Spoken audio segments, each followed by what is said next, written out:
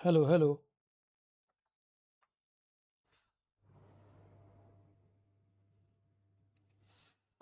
Good afternoon, good afternoon.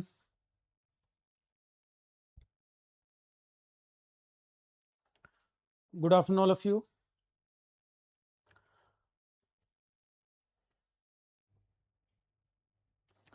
Hello my dear students, I am Saurabh Kumar Pandey. तो आज का जो सेशन है यूपी पीसीएस प्रीलिम्स का जो पेपर है यूपी पीसीएस का 6 दिसंबर को जो होना है उसके बारे में डिटेल डिस्कशन आज हम इस सेशन में करेंगे। जिसकी जो क्वेरी हो वो पूछ लीजिएगा। सेशन यूट्यूब पे जाएगा तो वहाँ कमेंट सेक्शन में भी जिसकी जो क्वेरी हो पूछ सकते हैं। कुछ बुक्स वगैरह भी जो मैं रिकमेंड करूँगा वो नाम यूट्यूब के डिस्क्रिप्शन में भी डाल देंगे। आरोहन पे जो बैच कोर्स है इसके रिगार्डिंग पीसीएस का उसका लिंक भी वहाँ पर अपलोड कर देंगे। तो वन बाय वन हम इसमें सारे डिस्कशन करेंगे, क्या अप्रोच हमें रखनी है। देखो, पहली बात आती है कि सर 6 दिसंबर को प्रीलिम्स है, क्या प्रीलिम्स के लिए सफिशिएंट टाइम है अगर मैं बिगिनर हूँ, तैयारी करना चाहूँ। देखो, सिविल सर्विसेज और पीसीएस में एक बेसिक अंतर है। सिविल सर्विसेज का जो पेपर है और पीसीएस का जो एग्ज़ाम है, यूपी वाला खासकर मैं बात कर रहा हूँ यहाँ पर, या बिहार पीसीएस की बात कर लो, यूपी पीसीएस या बिहार पीसीएस की बात कर लें। देखो, यूपीएससी सिविल सर्विसेज को रेफरेंस माना जाता है। आप देखोगे over the period of time PCS के पेपर में भी जो बदलाव किए गए वो सिविल सर्विसेज को ही फॉलो करता है। कहीं ना कहीं यहाँ पर चेंजेस आते हैं तो कुछ टाइम में यहाँ भी पॉलिसी बदल जाती है। तो कहीं ना कहीं यूपी पीसीएस ज़्यादा क्लोजली फॉलो करता है सिविल सर्विसेज को। यहाँ ट्रेंड बदलता है तो यहाँ भी बदलता है। पर क्या दोनों जगह पेपर का लेवल सेम है? बहुत अंतर है। पेपर के लेवल में बहुत अंतर है। सिविल सर्विसेज जो बच्चे एग्जाम देते हैं, काफ़ी स्टूडेंट उसमें से ऐसे हैं जो यूपी पीसीएस भी देते हैं, क्योंकि सिविल्स के ज़्यादा क्लोज माना जाता है यूपी पीसीएस को। तो सिविल्स की तैयारी जो करते हैं, ज़्यादातर बच्चे ऐसे हैं जो पीसीएस का एग्जाम भी अटेम्प्ट करते हैं। हाँ, दोनों में एक बेसिक डिफरेंस क्या आ जाता है, यूपी पीसीएस भी कोशिश तो करता है कि सिविल्स के लेवल पर जाकर वो पेपर फ्रेम कर पाए या वैसा, पर अंतर आता है दोनों में। इसलिए सिविल सर्विसेज का डिफिकल्टी लेवल काफ़ी ऊपर है पीसीएस की तुलना में। पीसीएस में आपको फैक्चुअल डाटा बेस्ड क्वेश्चन अभी भी दिख जाएंगे जो सिविल सर्विसेज में पहले कभी आया करते थे, 2010 से पहले आया करते थे। तो facts based question, data based, number based question PCS में अभी भी आपको मिल जाएगा। सिविल सर्विसेज में बहुत कम देखने में आता है अब। तो एक बेसिक डिफरेंस आप दोनों प्रीवियस ईयर अगर लगाओगे, सिविल सर्विसेज पीसीएस देखोगे, तो एक अंतर आप ये पाओगे, पीसीएस में क्वेश्चन का लेवल थोड़ा सा ज़्यादा डायरेक्ट आपको मिल जाता है और सिविल्स का लेवल और ऊपर रहता है। जैसे सिविल्स का लास्ट ईयर जो पेपर हुआ, अब उसका डिफिकल्टी लेवल काफ़ी ऊपर था। पीसीएस उस लेवल को मैच अभी नहीं कर पाएगा और करना भी नहीं चाहिए, क्योंकि सिविल्स का लास्ट जो पेपर है उसको टफ से ज़्यादा मैं एब्सर्ड मानता हूँ कि जो सिलेबस दिया उसको भी फॉलो नहीं कर रहे। तो पीसीएस का लेवल सिविल से कंपेयर ना करें, सिविल्स के नीचे है। क्लियर है?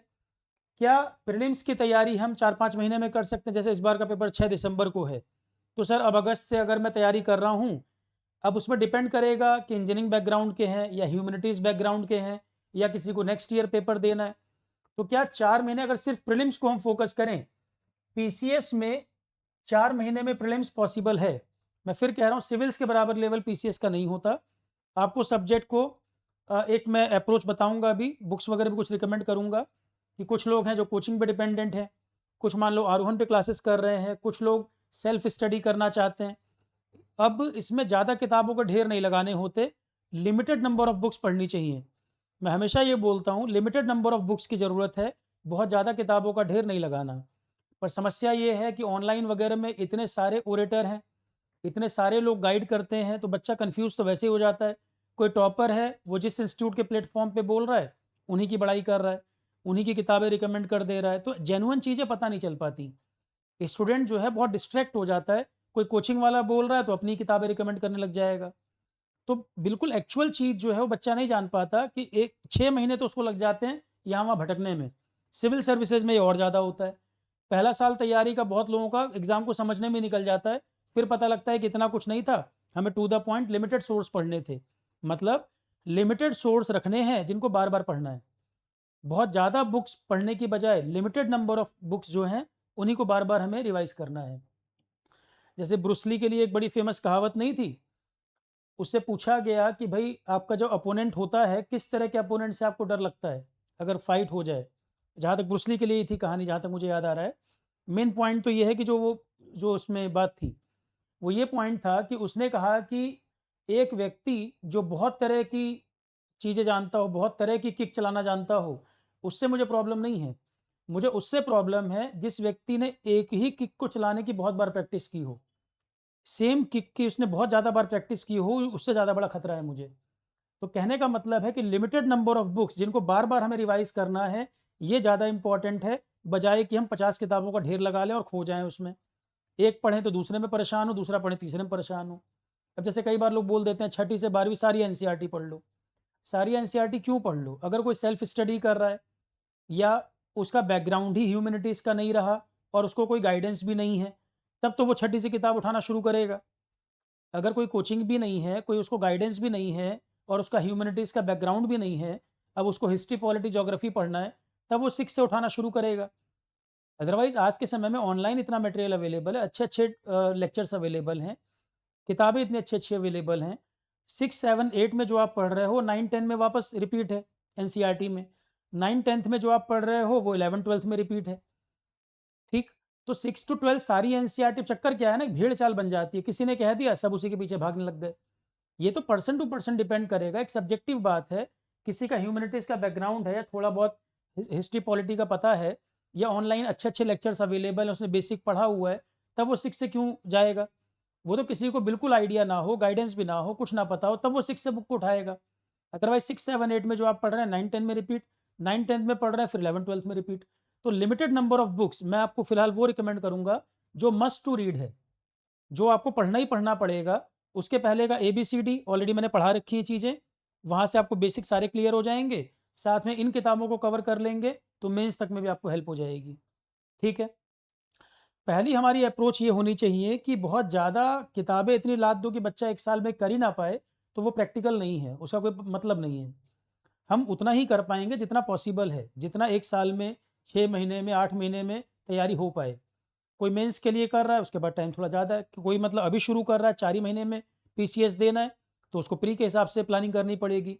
तो ये सब्जेक्टिव बात है, पर्सन टू पर्सन वेरी करेगी, किसको टाइम कितना है, किसको एग्ज़ाम कब देना है, मैं एक कंप्रिहेंसिव प्लान आपको यहाँ पर बताऊँगा, ठीक? तो फिलहाल मैं बात कर रहा हूँ यूपी पीसीएस को लेकर, बात मैं कर रहा हूँ यूपी पीसीएस को लेकर। सिविल सर्विसेज से कंपेयर मत करिए, उसकी तुलना में इसका लेवल आधा है, ठीक? मेरी जो अपनी समझ है, मेरा जो अपना अनुभव है इतने साल का, लगभग 16 साल तो हो ही गया पढ़ाते। तो जो मेरी अपनी समझ है उसके अकॉर्डिंग मैं आपको गाइड कर रहा हूँ, जो मुझे ठीक लगता है या जो मेरा अपना अनुभव है एग्ज़ाम को लेकर, ठीक है? क्योंकि यूट्यूब में कई ज्ञानी लोग होंगे, वो अपना ही अनुभव बता देंगे, चाहे उनको तैयारी करते 1 साल हुआ हो। 16 साल से जो पढ़ा रहा है, उससे ज़्यादा अनुभव 1 साल वाले कई बार ज्ञान दे देते कमेंट में। तो मैं इसीलिए बता रहा हूँ, मेरी जो समझ है, मेरा जो अनुभव है, मेरी जो नॉलेज है, उसके हिसाब से मैं कुछ चीज़ें बताऊँगा।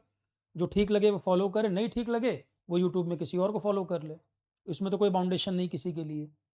जो मेरी क्षमता है, मेरी समझ है, उसके हिसाब से मैं कुछ चीज़ें आपको बता देता हूँ यहाँ पर। देखो पीसीएस में प्रीलिम्स और मेंस 2 एग्ज़ाम है, फिर इंटरव्यू है। प्री है, मेंस है, फिर इंटरव्यू है। प्रीलिम्स वाले में 2 पेपर हैं, पेपर 1, पेपर 2।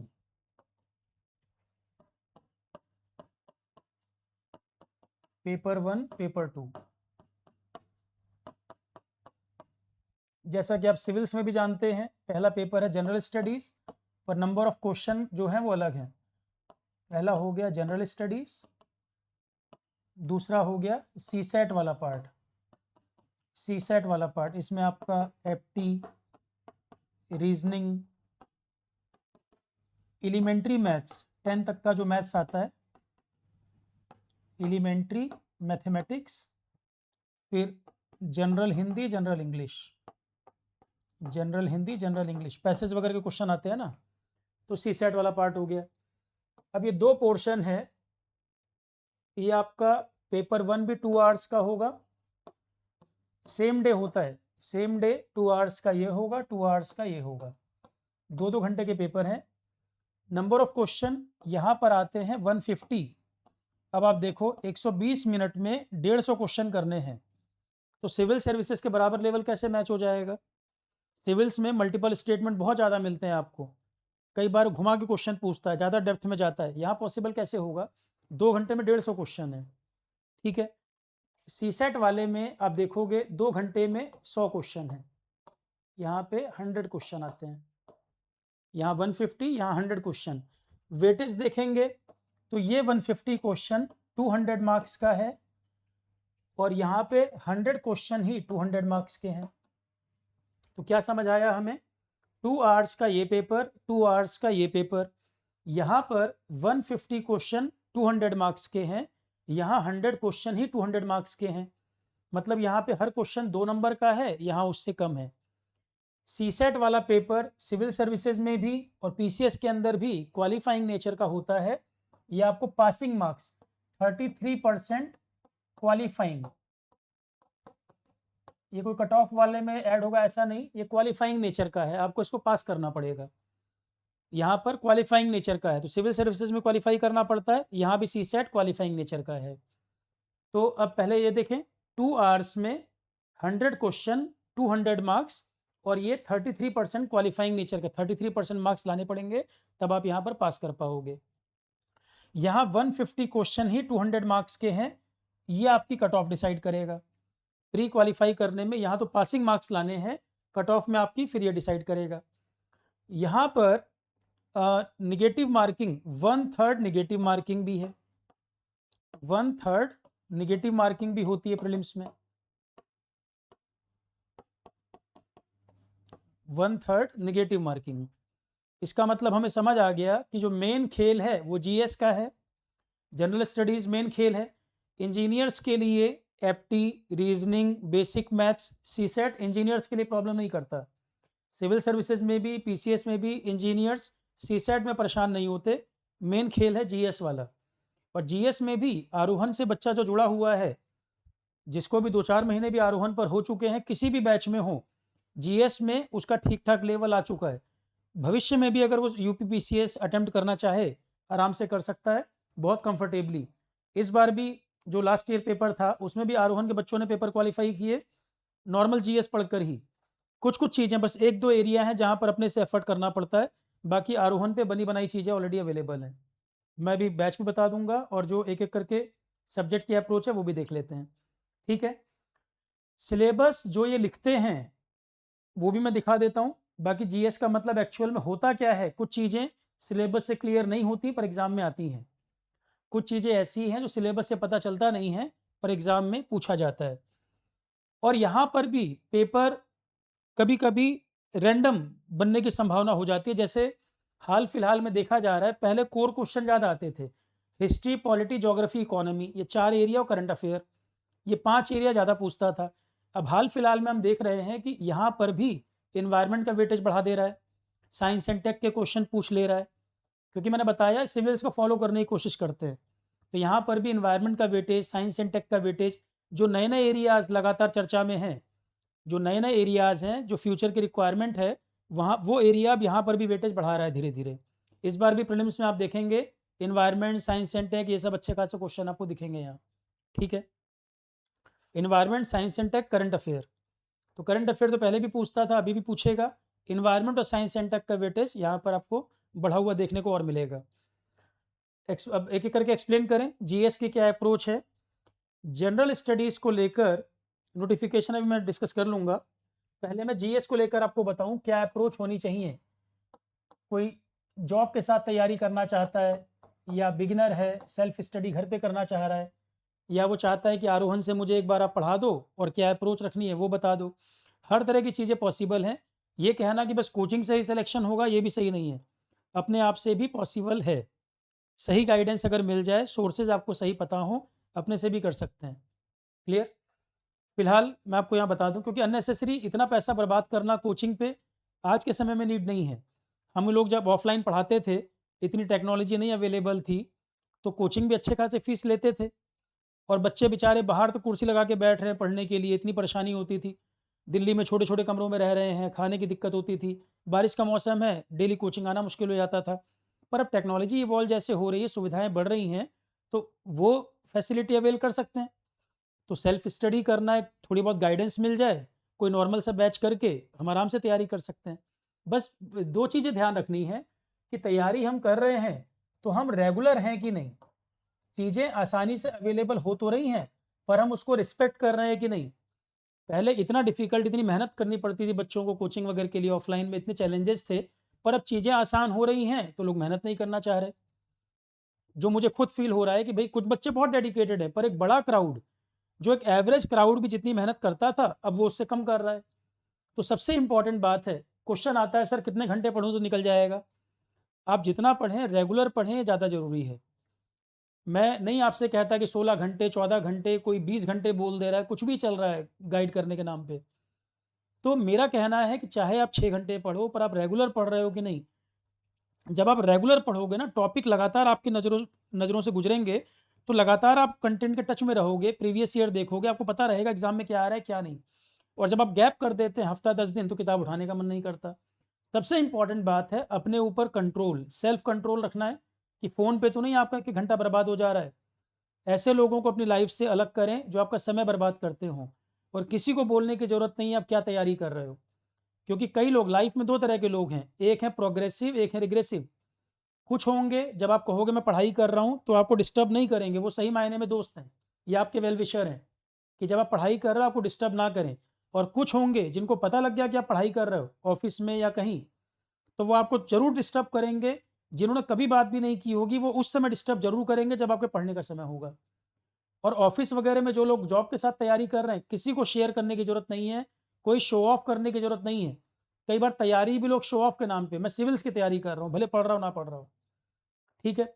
पढ़ना है, किसी को कुछ बोलने की ज़रूरत नहीं है। चुपचाप अपनी पढ़ाई करते रहें, आपका गोल आपको क्लियर हो कि मुझे ये तैयारी करनी है कि नहीं। अगर करनी है, तो किसी को बोलने की ज़रूरत नहीं है। और ऑफ़िस वगैरह में आपको लगता है कि लोग दोस्त हैं, वहाँ दोस्त नहीं होते, कलीग होते हैं और कॉम्पिटिटर होते हैं। और 90% से ज़्यादा लोग जेलस होते हैं, जो सिर्फ़ आपको नुकसान करेंगे, फ़ायदा तो नहीं करेंगे। तो ऐसे लोगों को फ़िल्टर करना है, बोलो बतियाओ ठीक है, पर ज़्यादा उनको अपने बारे में चीज़ें शेयर नहीं करो। आप जो लाइफ में कर रहे हैं, थोड़ी डेप्थ अंदर लाओ, तुरंत पट से बोल नहीं देना मैं ये कर रहा हूँ, वो कर रहा हूँ। और जो लोग आपका टाइम वेस्ट करें, बहुत वैल्यूएबल चीज़ है टाइम। टाइम जो वेस्ट करें, उनको पहले फ़िल्टर कर दो। आप लाइफ के उस फ़ेज़ में हो, आप जो चाहो लाइफ में अचीव कर सकते हो, पर वहाँ पर टाइम की बहुत वैल्यू है। अब अगर आपने इस एज में टाइम वेस्ट कर दिया, तो फिर आगे जाके रिग्रेट करेंगे, मैं ये कर लेता, पर कर तो नहीं पाए। तो जो लाइफ का मेन फ़ेज़ आपका करियर का जो पीक टाइम है, उस टाइम की वैल्यू समझो। चाहे आप जॉब कर रहे हो, वहाँ ग्रो करो, बिज़नेस कर रहे हो, वहाँ ग्रो करो, तैयारी कर रहे हो, तो वहाँ भी ग्रो करो। पर आपका जो पीक टाइम है करियर बनाने का, लगभग 10 साल मान के चलो। 10 साल तक तैयारी करनी है, मैं ऐसा नहीं बोल रहा हूँ। मैं ये कह रहा हूँ कि बिज़नेस करना हो, चाहे जॉब क पे फ़ोकस हो, चाहे तैयारी करो, करियर का पीक टाइम होता है 10 साल।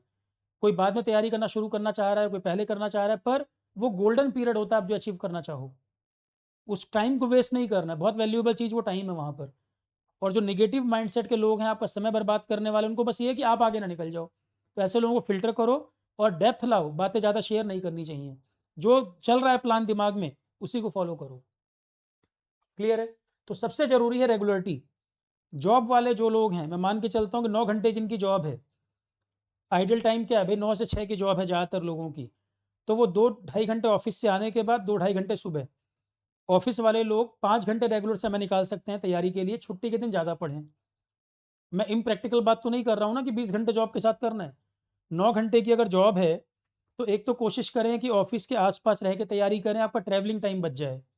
क्योंकि टाइम हमारे पास सबके पास 24 घंटे ही हैं। ऑफ़िस के नज़दीक रहेंगे, टाइम बच जाएगा, ठीक है? या अगर ट्रैवलिंग करना पड़ रहा है, तो न्यूज़पेपर या कुछ चीज़ साथ में कैरी करें कि जो टाइम आपका यूटिलाइज़ हो जाए।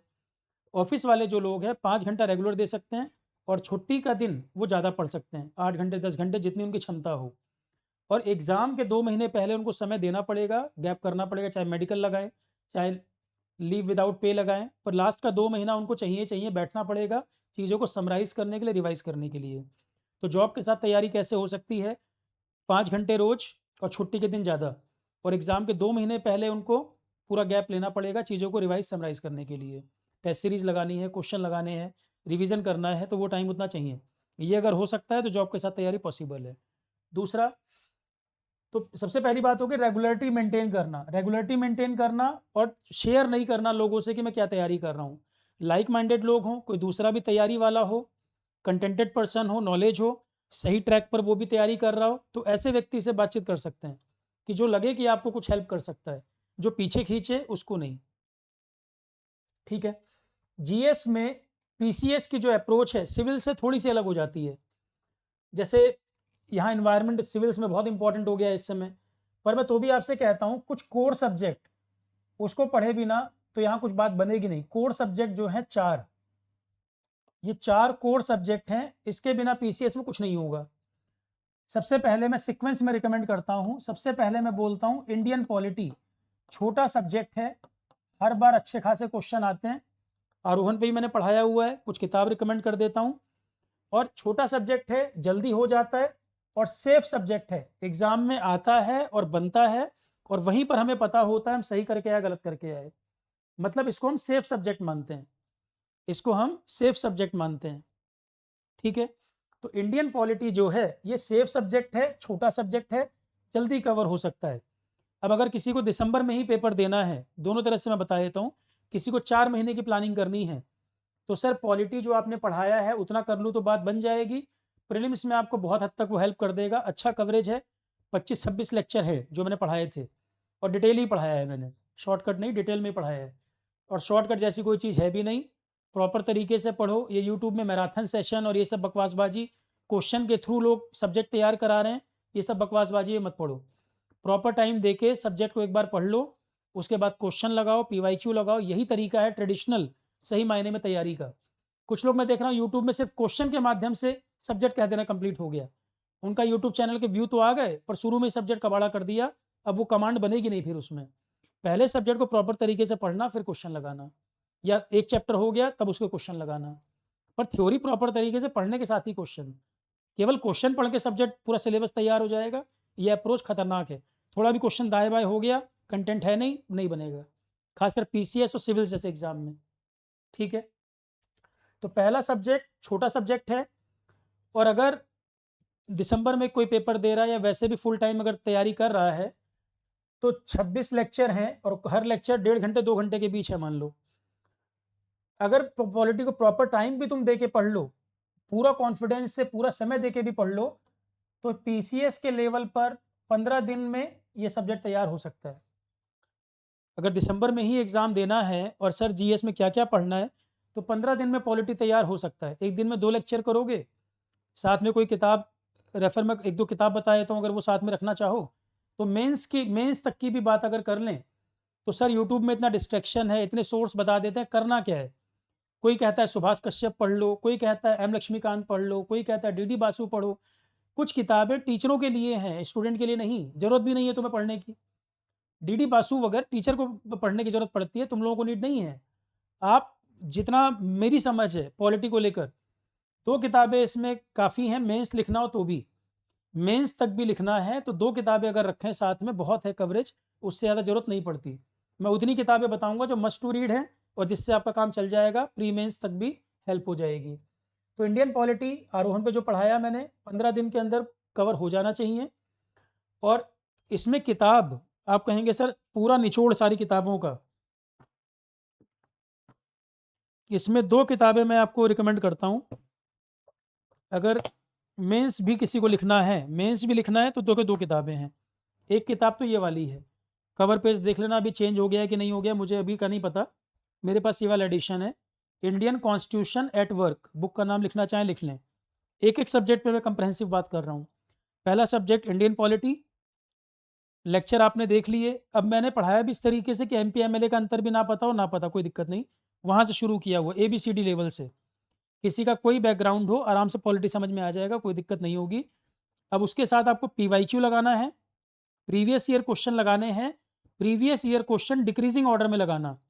करंट ट्रेंड जो है, लेटेस्ट ट्रेंड जो है वो हमको पहले पता लगे। ठीक। तो 2025, 24, 23, 22 इस ऑर्डर में चलना है।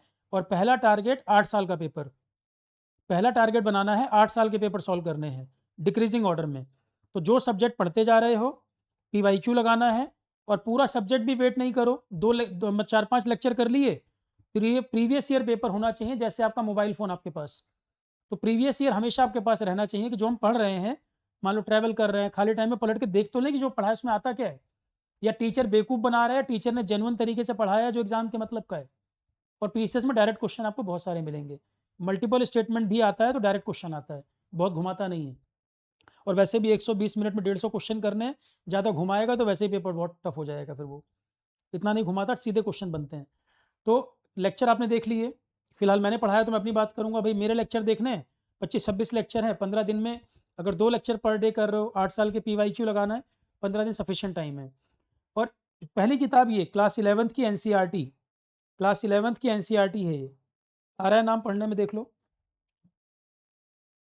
क्लास 11th की NCERT है, इंडियन कॉन्स्टिट्यूशन एट वर्क। तो बहुत सारी चीज़ें तो क्लास से लाइन टू लाइन वैसे ही मैच करती जाएंगी। क्लास के साथ जब आप किताब को पढ़ रहे होगे तो आपको टाइम कम लगेगा, क्योंकि मैक्सिमम चीज़ें तो क्लास में टीचर बता चुका है। हाँ, कोई कोई छोटे मोटे पॉइंट अगर बीच में गैप रह जाते हैं, क्योंकि कितना भी टीचर पढ़ाएगा, पूरी किताब तो डिक्टेट नहीं कर सकता। तो टीचर क्लास में सब पढ़ा चुका, कंसेप्ट बता दिया, सब समझ आ गया। किताब हम एक बार पलट लेते हैं, मेंस हमें लिखना है, सब हेडिंग याद रखनी है, सीक्वेंस फ्लो क्या रहेगा कंटेंट का, किताब आपको उसमें मदद करती है। ठीक है। अब आप कहेंगे सर मेंस तक के लिए भी क्या इतने से बात बन जाती है? मेंस के लिए केवल एक किताब और ऐड होती है, बस ये एम लक्ष्मीकांत। मेरे पास इसका 3rd एडिशन पड़ा हुआ है, अब नया एडिशन आ गया होगा। तो बहुत अच्छी एक ही किताब, मतलब Indian constitution at work NCERT M Laxmikanth. Civil services देना हो या PCS देना हो, पॉलिटी में इन 2 किताब के अलावा जरूरत नहीं पड़ती। ठीक। और PYQ लगाना, पॉलिटी के अंदर आपको Indian constitution at work NCERT आपने पढ़ ली, पतली सी किताब है। और M Laxmikanth, Indian polity M Laxmikanth, civil services हो चाहे PCS हो, दोनों में से काम चल जाता है। इसके अलावा पॉलिटी में तीसरी किताब की जरूरत नहीं है। नहीं तो टॉपर को सुनते होगे, DD बासु, सुभाष कैसे पता नहीं क्या क्या बताते हैं, नहीं नीड है। और जब तुम पढ़ोगे PYQ 10 साल के लगाओगे तो फील करोगे कि सर ने ये 2 किताबें बोली हैं, बहुत हैं ये। कोई लेक्चर आपको मिल गए, ये 2 किताबें मिल गई, बहुत हैं। और बुक्स भी मैं PCS और सिविल सर्विसेज के लिए रिकमेंड कर रहा हूँ। जो लोग छोटे मोटे RO का एग्जाम दे रहे हैं, या RRB का पेपर दे रहे हैं, या SSC दे रहे हैं, उनके लिए मैं किताब भी रिकमेंड नहीं करता। लेक्चर्स मोर देन इनफ हैं, लेक्चर्स एंड PYQ। बाकी एग्जाम्स के लिए लेक्चर्स और PYQ लगा लें, बहुत है उतना। किताब मैं रिकमेंड कर रहा हूँ क्योंकि मेंस भी जहाँ पर देना होता है तो आपको हेडिंग, सब हेडिंग, ये सब पता होने चाहिए। कंटेंट का फ्लो कैसे आएगा, वो रिप्रेजेंटेशन आना चाहिए। ठीक है। तो PCS और सिविल सर्विसेज के लिए पॉलिटी में 2 ही किताब की जरूरत है, ये दोनों। और अच्छे खासे क्वेश्चन आते हैं, छोटा सब्जेक्ट है, जल्दी हो जाता है, और सर्टेनिटी है कि इसमें टाइम दोगे तो क्वेश्चन बनेंगे। जैसे आर्ट एंड कल्चर मैं रिकमेंड नहीं कर रहा हूँ, पहले कितना ही पढ़ लो गारंटी नहीं रहती क्वेश्चन बनेगा। पॉलिटी में टाइम दोगे, एग्जाम में खुश रहोगे, क्वेश्चन बनेंगे। इसमें छोटा सब्जेक्ट है, प्रीवियस ईयर देखोगे, क्वेश्चन मैक्सिमम बनेंगे आपके। तो मैं सीक्वेंस उस हिसाब से बता रहा हूँ, जो टाइम दोगे वहाँ क्वेश्चन बन रहे हों। ठीक है, मतलब टाइम का एफिशिएंसी रहे, आउटपुट अच्छा निकले। तो पहला हो गया इंडियन पॉलिटी। दूसरा, हिस्ट्री से भी अच्छे खासे क्वेश्चन PCS में आते हैं। हिस्ट्री सिविल सर्विसेज में प्रीलिम्स में कुछ टाइम से वेटेज कम था, अब लास्ट ईयर पूछ दिया, लास्ट ईयर एकदम से UPSC ने बढ़ा दिया। तो हिस्ट्री सिविल सर्विसेज में तो कभी कम कभी बढ़ाना, कुछ साल लगातार रहे जहां हिस्ट्री ज़्यादा पूछा ही नहीं। पर PCS में हिस्ट्री का वेटेज अच्छा खासा रहता है, क्योंकि 150 क्वेश्चन आने हैं, तो हिस्ट्री का वेटेज यहाँ पर भी अच्छा खासा है। हिस्ट्री में भी ज़्यादा जो क्वेश्चन बनते हैं, अब हो सकता है इस बार पैटर्न थोड़ा चेंज करें, ये एक आध सब्जेक्ट कई बार वेरी कर देते हैं, कभी मेडिवल ज़्यादा पूछ देगा, कभी मॉडर्न इंडिया ज़्यादा पूछ देगा। यहाँ पर हिस्ट्री में 3 पार्ट होते हैं, जैसा कि हम जानते हैं, एंशिएंट इंडिया, मेडिवल इंडिया और मॉडर्न इंडिया। मैंने जो हिस्ट्री पढ़ाया है लगभग 32 लेक्चर्स हैं, 32 लेक्चर्स हैं, 50 आवर्स के आसपास होगा। जिन लोगों ने पढ़ा होगा वो एंजॉय भी कर रहे होंगे सब्जेक्ट को। 32 लेक्चर के लगभग है, 50 आवर्स मान लो। उसमें मैंने एंशिएंट, मेडिवल, मॉडर्न कराया है, और कोशिश की है कि उतने टाइम में मैक्सिमम क्वेश्चन कैसे कवर हो जाएं, मैक्सिमम कवरेज कैसे हो जाए, उस पर ध्यान रखा है। एंशिएंट, मेडिवल और मॉडर्न, इन तीनों में मैक्सिमम वेटेज जो अभी तक का ट्रेंड रहा है, मॉडर्न का वेटेज सबसे ज़्यादा रहता है। अब इस बार मेडिवल बढ़ा दे तो अलग बात है, कई बार वो कट ऑफ को नीचे लाने के लिए पैटर्न बदल भी सकते हैं। UPSC ज़्यादा करता है ऐसा, PCS में हालांकि कम देखने में आता है। पर मैक्सिमम टाइम और मैक्सिमम इंपॉर्टेंस अगर अभी भी कहें, हो सकता है मेडिवल बढ़ा दे, पर इंपॉर्टेंस के पॉइंट ऑफ व्यू से मेडिवल सबसे ज़्यादा क्वेश्चन बनते हैं। ट्रेंड के हिसाब से बता रहा हूँ मैं। अब इस बार मेडिवल बढ़ा दे, मॉडर्न कम कर दे, तो ये नहीं कि इसका इंपॉर्टेंस कम हो गया। जो ट्रेंड के हिसाब से, अभी तक के अनुभव के हिसाब से, मॉडर्न जो है सबसे ज़्यादा क्वेश्चन इस पे बनते हैं। और क्योंकि मेंस भी देना है तो मेंस में तो आएगा ही आएगा भाई। गांधीयन एरा हो नहीं सकता कि गांधीयन एरा पे मेंस का क्वेश्चन ना बने, बनना ही बनना है। तो आप छोड़ तो वैसे भी नहीं सकते, मॉडर्न का वेटेज प्री मेंस मिलाकर अच्छा खासा होता है। ठीक है, मॉडर्न इंडिया के लिए देखो सबसे इंपॉर्टेंट मॉडर्न इंडिया है, तो मॉडर्न इंडिया के लिए मैं आपको रिकमेंड करूंगा ये वाली बुक है, ओल्ड एनसीईआरटी है क्लास 12th की, modern India Bipin Chandra, must to read है, पढ़ना पड़ेगा, इसके बिना काम चलेगा नहीं। Class 12th modern India, author हैं बिपिन चंद्रा, बिपिन चंद्रा, ये वाली बुक, ये मस्ट टू रीड है, स्किप नहीं कर सकते इसको। मॉडर्न इंडिया क्योंकि मेंस भी लिखना है, एक और किताब की अगर नीड हो तो मॉडर्न इंडिया में अच्छी किताबें बहुत सारी अवेलेबल हैं, पर मैं आपको एक ही किताब और रिकमेंड करूंगा एनसीईआरटी के अलावा। भाई छठी से 12वीं सारी एनसीईआरटी नहीं बोल रहा हूँ मैं, सेलेक्टेड बोल रहा हूँ, क्योंकि जब आप क्लास के लेक्चर देख रहे हो, आपको सब कुछ समझ आ गया कंसेप्ट, तो बुक पढ़ना आसान हो जाएगा, तो छठी से 12वीं सारी जरूरत नहीं पड़ेगी। छठी 7वीं 8वीं दोबारा 9वीं 10वीं में कवर हो जाता है, 9 10 दोबारा 11 12 में रिपीट है, तो सारी किताबें नहीं जरूरत पड़ती क्योंकि लेक्चर आप देख चुके। ठीक है, एक एनसीईआरटी मैंने रिकमेंड की बिपिन चंद्रा, कहीं भी कुछ गैप है उससे कवर हो जाता है, क्योंकि टीचर क्लास में कितना ही कर ले, 2 4 लाइन बीच में गैप रह ही जाता है, तो बुक उसको कवर कर देती है। प्लस मेंस का आपको लिखने का जो पैटर्न है, फ्लो, सब हेडिंग हेडिंग, वो आपको समझ आ जाता है। और इसके अलावा मेंस की 2 अच्छी किताब, मतलब स्टैंडर्ड बुक में 2 अच्छी किताबें हैं, एक तो बी एल ग्रोवर भी अच्छी किताब है, अब मोटाई के हिसाब से आप कोई एक ले सकते हैं, मुझे जो पसंद है फिलहाल वो ये वाली किताब है, India's struggle for independence, Bipin Chandra की ये वाली जो किताब आती है, ये सिविल सर्विसेज के लिए भी और पीसीएस के लिए भी बहुत अच्छी किताब है ये, इंडियाज स्ट्रगल फॉर इंडिपेंडेंस, पर थोड़ी सी मोटाई है इसकी। और भी मैं ऑप्शन दे देता हूँ, अगर लग रहा है कि ये नहीं पढ़ पाऊंगा, कोई दूसरी किताब है, तो एक तो एनसीईआरटी मस्ट टू रीड है, जो मैंने ये वाली एनसीईआरटी बताई है, ये तो पढ़नी पड़ेगी, इसमें कोई शॉर्टकट नहीं है इसका, ये तो पढ़नी है, मैंडेटरी है, पीसीएस या सिविल्स की तैयारी कर रहे हैं तो इसको नहीं छोड़ सकते। ठीक है, और दूसरी किताब जो मेंस पॉइंट ऑफ व्यू से, India's struggle for independence, Bipin Chandra, मेरे पास जो एडिशन है उसका कवर तो यही था, चेंज हुआ है कि नहीं अभी पता नहीं मुझे, पेंगुइन पब्लिशर की है। ठीक है, अब कोई कह रहा है सर मैं तो इतनी मोटी किताब नहीं कर पाऊंगा, या पीसीएस के लिए पढ़ना है तो मैं इतना, मेरे पॉसिबल नहीं है, तो अगर ये नहीं पढ़ पाएंगे तो एक आती है स्पेक्ट्रम की, मॉडर्न इंडिया स्पेक्ट्रम पब्लिशर की, अगर ये नहीं पढ़ सकते तो फिर ये उसकी तुलना में पतली किताब है। दोनों में कोई एक बोल रहा हूँ मैं, या वो पढ़ें या ये पढ़ लें, वो आपके इंटरेस्ट के ऊपर है कि हिस्ट्री आपको कितना कमांड करना है। अगर बिपिन चंद्रा नहीं पढ़ पाए तो कम से कम स्पेक्ट्रम की मॉडर्न इंडिया, सिविल्स में भी काम कर जाएगी, सिविल्स में भी पीसीएस में भी। ठीक है, कोई एक किताब बोल रहा हूँ मैं, सारी नहीं। और किसी को लग रहा है सर बिपिन चंद्रा तो मुझे नहीं ठीक लग रही, बिपिन चंद्रा की जगह अगर पढ़नी है तो कौन सी पढ़ सकते हैं, तो फिर बी एल ग्रोवर एक किताब आती है, बी एल ग्रोवर, कोई एक। अगर उतनी मोटी किताब पढ़ने का शौक नहीं है तो स्पेक्ट्रम ले लें, काम चल जाएगा। लग रहा है कि मैं डिटेल में पढ़ना चाहता हूँ तो बिपिन चंद्रा या बी एल ग्रोवर में से कोई एक, दोनों नहीं। सारी किताबों का ढेर मत लगाना, मैं बता दे रहा हूँ ऑप्शन आपको। ठीक है, या सबके पीडीएफ भी ऑनलाइन मिल जाते हैं, 2 4 पेज पीडीएफ से भी देख सकते हो कि कंटेंट का फ्लो मुझे किस में आसान लग रहा है। ठीक है, ये हो गया मॉडर्न इंडिया की बात। मेडिवल इंडिया के लिए एक एनसीईआरटी मैं रिकमेंड करता हूँ, क्योंकि लेक्चर अगर आपने कर रखे हैं तो मेडिवल इंडिया ये वाली एनसीईआरटी क्लास 11th की, Satish Chandra, medieval India class 11th की सतीश चंद्रा, ये अच्छी किताब है। मेडिवल के लिए बहुत टाइम नहीं लगाना, पीवाईक्यू लगाओगे ही और मेडिवल इंडिया ये किताब रख सकते हैं। अगर आपने लेक्चर देख लिए, पीवाईक्यू लगा लिए, तो मेडिवल इंडिया ये वाली किताब अच्छी है, सतीश चंद्रा। और एंशियंट इंडिया में भी लेक्चर और पीवाईक्यू के अलावा, एक ये किताब है एंशियंट इंडिया क्लास 11th की एनसीईआरटी, रामशरण शर्मा। इसमें कोई मैं बहुत ज़्यादा किताबें रिकमेंड नहीं कर रहा हूँ, एंशियंट और मेडिवल में जरूरत भी नहीं है।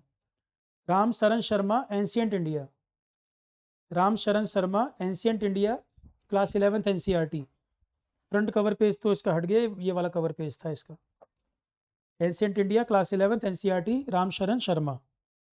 क्लियर है। आर्ट एंड कल्चर मैं शुरू में रिकमेंड नहीं कर रहा हूँ, मुझे पर्सनली भी वो टॉपिक पसंद नहीं है, रीज़न ये है कितना ही पढ़ लो क्वेश्चन बनते नहीं है उसमें। यूपीएससी में तो इतना गंदा पूछता है, बहुत टाइम ले जाता है आपका, और क्वेश्चन बनते नहीं हैं। कुछ लोग कहेंगे आर्ट एंड कल्चर मैंने पढ़ा, 6 सवाल आए, 2 बने, 2 में खुश हो जाएंगे। बाकी 4 हवा भी नहीं लगेगी पूछ के आ रहा है वो। अब किसी को बहुत कमांड हो उसके ऊपर तो अलग बात है। मुझे पर्सनली वो टॉपिक इसलिए नहीं पसंद है, कितनी भी मेहनत कर लो क्वेश्चन ऐसे बन जाते हैं कि आपको समझ ही नहीं आएगा पूछना क्या चाह रहा है। तो मैं उसमें बहुत ज़्यादा एम्फेसिस नहीं देता, प्रायोरिटी में मैं उसको बाद में रखता हूँ। आर्ट एंड कल्चर की बुक आती है तमिलनाडु बोर्ड की बुक, अगर आर्ट एंड कल्चर कोई समय देना चाहता है तो आर्ट एंड कल्चर की तमिलनाडु बोर्ड की बुक अच्छी है। उतने से काम चल जाए तो चल जाए, और बाहर से पूछेगा तो मुश्किल है फिर वो। मैं शुरू में रिकमेंड कर भी नहीं रहा हूँ उसको अभी। तो जीएस का मतलब ही क्या है? जीएस का मतलब टोटल 8 सब्जेक्ट होते हैं। टोटल 8 सब्जेक्ट हैं जीएस के, जिसमें पॉलिटी हो गया, हिस्ट्री हो गया। हिस्ट्री में मैंने आपको जितनी किताबें ज़रूरत है उतनी बताई। इन दोनों में एनसीईआरटी, और मॉडर्न इंडिया के लिए एनसीईआरटी प्लस एक किताब और, जो मैंने 3 किताबें बताई, कोई एक ले लेना उसमें से। अब आ जाते हैं ज्योग्राफी। प्री में तो इंडियन ज्योग्राफी मतलब का है, Indian and world, Indian world दोनों। हिस्ट्री में इंडियन हिस्ट्री आता है, हिस्ट्री में इंडियन हिस्ट्री आता है, और मेंस वाले में इंडिया एंड वर्ल्ड दोनों सिलेबस में है। ज्योग्राफी में इंडिया एंड वर्ल्ड दोनों सिलेबस का पार्ट है। ज्योग्राफी में जो मैंने कराया हुआ है उसमें भी लगभग 26-27 लेक्चर होंगे तकरीबन। तो उसमें आपको कंसेप्ट समझ आ जाएंगे, रिवर सिस्टम वगैरह सब बता दिया, मिनरल्स बता दिया, एग्रीकल्चर बता दिया। तो इंडियन एंड वर्ल्ड ज्योग्राफी में क्लास अगर आपने कर रखी है तो क्लास के साथ जो सोर्स मतलब के हैं, जैसे आरोहण के बच्चे मान लो पीसीएस देना है किसी को, और ज्योग्राफी उसने लेक्चर कवर कर रखे हैं, तो क्लास के अलावा उसको क्या जरूरत पड़ती है? एक तो ज्योग्राफी बिना एटलस के होगा नहीं, ज्योग्राफी बिना एटलस के नहीं होगा। एटलस दोनों में से कोई एक ले लो। देखो एक एटलस तो ये आता है, टीटी के new modern school Atlas, TT के न्यू मॉडर्न स्कूल एटलस। अब कवर पेज अभी बदल गया कि नहीं मुझे पता नहीं, नाम देख लो, टीटी के न्यू मॉडर्न स्कूल एटलस। इसमें पॉलिटिकल मैप जो है वो अच्छे हैं, फिजिकल मैप अच्छे हैं इसमें, हालांकि कोई एक ले लो काम चल जाएगा। Oxford student Atlas, Oxford student Atlas, दोनों में से कोई एक एटलस रखो।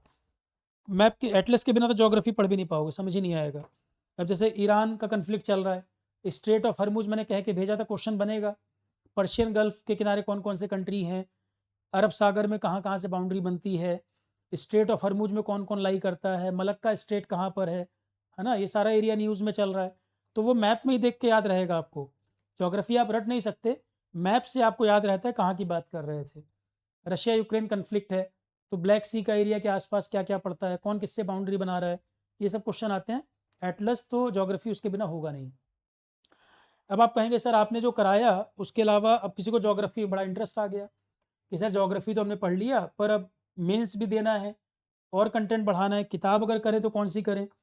इसमें पर्सनली मुझे जो किताब पसंद है, एनसीईआरटी की ये 2 किताबें, एक है India physical environment, class 11th की एनसीईआरटी है, ज्योग्राफी की बात कर रहा हूँ।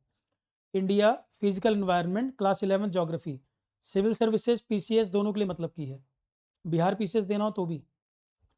और एक किताब है fundamentals of physical geography, class 11th NCERT ये भी है। तो क्लास 11th की ही 2 NCERT, India physical environment, fundamentals of physical geography, ये 2 किताबें तो मस्ट टू रीड हैं, ये पढ़नी ही पढ़नी है, ये तो पढ़नी ही पढ़नी है। कोई एक किताब अगर और पढ़ना चाहो जो आसान भाषा में हो और कवरेज अच्छा हो, किताबें तो ज्योग्राफी की बहुत आती हैं।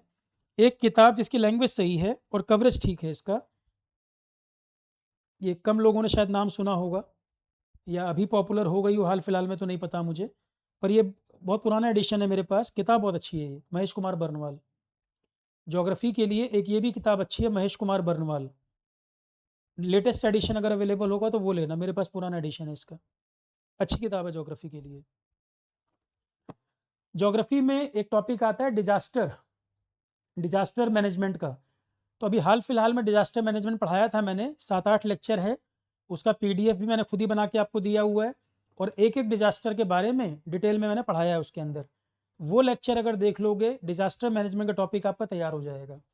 एनडीएमए के बारे में, एसडीएमए के बारे में, डिजास्टर कौन कौन से हैं, उनके चैलेंजेस क्या हैं, कंट्रोल मेजर क्या हो सकते हैं, कौन कौन सी पॉलिसी है, इंटरनेशनल कन्वेंशन कौन कौन सी हैं। तो डिजास्टर मैनेजमेंट पूरा एक मैंने अलग से फोल्डर बना के पढ़ाया हुआ है, 7-8 लेक्चर हैं उसमें, पीडीएफ भी बना के मैंने दिया हुआ है। पर अगर कोई एक किताब भी रखनी हो, डिजास्टर के टॉपिक इसमें अच्छे हैं, एक ये किताब है G C Leong, G C Leong, Goh Cheng Leong, disaster के टॉपिक इसमें अच्छे हैं। सिविल सर्विसेज के लिए भी, पीसीएस के लिए भी बहुत फॉलो होती है ये। हालांकि मैंने क्लास में पढ़ा भी दिया है इसको, अगर वो पीडीएफ कवर कर ले तो ही बात बन जाएगी। GC Leong. ज्योग्राफी की बात हो गई, तो 3 सब्जेक्ट तो आपके ये हो गए। पीसीएस के लिए भी 3 सब्जेक्ट आपके ये हो गए। चौथा सब्जेक्ट जो एग्जाम के लिए बड़ा इंपॉर्टेंट है, इकोनॉमी। इकोनॉमी में सिर्फ आरोहण का कंटेंट सफिशिएंट नहीं है, इसमें आपको और भी पढ़ना पड़ेगा। इकोनॉमी के लिए आपको और भी पढ़ना पड़ेगा, सिर्फ आरोहण का कंटेंट काफ़ी नहीं होगा। बाकी तो मैंने जो पढ़ा रखे हैं बहुत डिटेल में पढ़ाए हुए हैं। इकोनॉमी में मैंने जीके एंड करंट अफेयर के साथ पढ़ाया हुआ है, और उतने से बात नहीं बनेगी, आपको यूपी का बजट वगैरह जो है वो पढ़ना पड़ेगा। यूपी का बजट वगैरह जो आपको पढ़ना पड़ेगा। तो इकोनॉमी में देख लो, अगर घटना चक्र इकोनॉमी की है तो वो देख सकते हो, नहीं तो इकोनॉमी में जो ठीक किताब थी, श्री राम इंस्टीट्यूट के इकोनॉमी के 2 वॉल्यूम आते थे। हम लोग जब पढ़ते थे तो श्री राम आईएएस जो कोचिंग है उसके इकोनॉमी के 2 वॉल्यूम बहुत चलते थे, वॉल्यूम 1 एंड 2। अब इस समय कितने वॉल्यूम आ रहे हैं नहीं पता। हम लोग जब तैयारी करते थे श्री राम कोचिंग के वॉल्यूम 1 एंड 2, इकोनॉमी का बड़ा अच्छा कवरेज था इसमें। या फिर 11th-12th एनसीईआरटी बुक देखो, इकोनॉमी श्री राम इंस्टीट्यूट की वॉल्यूम 1 और 2 आता था। यूपी बजट वगैरह भी एम्फेसिस रहेगा, यहाँ से क्वेश्चन आते हैं, या घटना चक्र देख लो इसमें है, अवेलेबल है। तो इकोनॉमी और 11th-12th एनसीईआरटी देख सकते हो या तो फिर। तो इकोनॉमी के लिए आपको एफर्ट करना पड़ेगा। ये आरोहण का कंटेंट भी बहुत ज़्यादा नहीं है, बेसिक इकोनॉमी मैंने समझाई हुई है जीके करंट अफेयर के साथ, वो आरोहण वाला सफिशिएंट नहीं है, मैं क्लियर कट बोल रहा हूँ आपको, ठीक है। और इकोनॉमी मेरा उतना एक्सपर्टीज एरिया भी नहीं है कि मैं कह दूँ इकोनॉमी जो मैं कराऊंगा काफ़ी होगा, नहीं, वो मेरा अपना कोर एरिया ऑफ एक्सपर्टीज़ भी नहीं है। बेसिक इकोनॉमी मैंने बताई हुई है कि चीज़ें समझ में आए, पर जो यहाँ पर आपको एफर्ट करना पड़ेगा। कोई अच्छे टीचर अवेलेबल है आपकी नज़र में, या श्री राम के वॉल्यूम 1-2 हम लोग तैयारी करते तब पढ़ते थे सिविल्स के लिए, वो ठीक था। या 11th-12th की एनसीईआरटी बुक देख सकते हो, माइक्रो इकोनॉमी मैक्रो इकोनॉमी जो आता है, ठीक है। ये आपके एग्जाम में ये चौथा सब्जेक्ट हो गया। कोर जीएस में ये 4 सब्जेक्ट होते हैं, आपका 50% से ऊपर पेपर तो यही कवर कर देता है। मैक्सिमम जो क्वेश्चन बनते हैं polity, history, geography, economy, majority area ये कवर कर देगा। तो 4 सब्जेक्ट तो ये हो गए। मैं फिर कह रहा हूँ, आरोहण में बाकी सब्जेक्ट तीनों का कवरेज बहुत अच्छा है, इकोनॉमी सफिशिएंट नहीं है, बेसिक इकोनॉमी है, एडवांस इकोनॉमी नहीं है आरोहण पर, ठीक। 4 ये हो गए। अब इसके अलावा 4 सब्जेक्ट और हैं जहाँ से क्वेश्चन बनते हैं, ये समझ आ गया, आगे बढ़ें। अब इसके अलावा 4 सब्जेक्ट और है जहाँ से एग्जाम में क्वेश्चन बनता है। एक सब्जेक्ट है जो आजकल एग्जाम में बड़ा इंपॉर्टेंट हो गया है,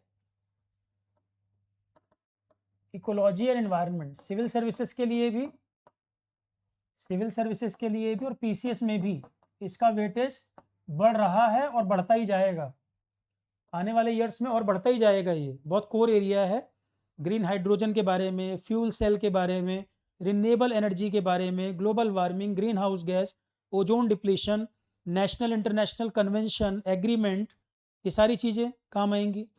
सिविल्स का आरोहण पे बैच है अविनाश, जो मैं 4-5 कोर सब्जेक्ट पढ़ा सकता हूँ, वो सिविल्स का बैच है।